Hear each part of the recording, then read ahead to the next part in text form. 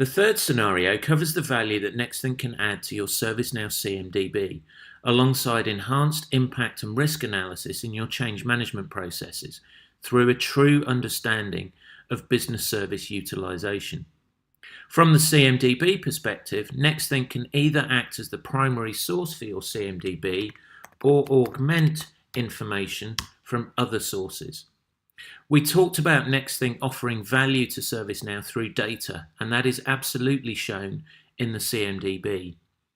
As we open up the configuration item record for the slow-running PC we had, we can immediately see that Nexthink has automatically built relationships with the services consumed by the user. This is hugely valuable for helping the service desk manage the user experience.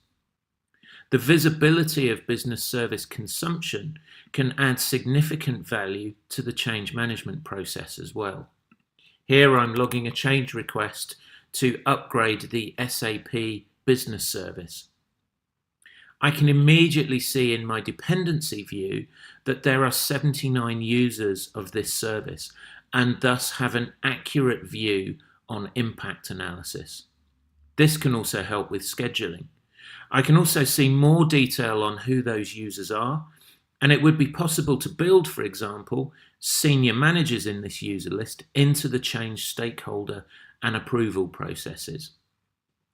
The data that Nexthink brings into ServiceNow can also provide valuable input for the business service health dashboard, highlighting any issues that may need attention.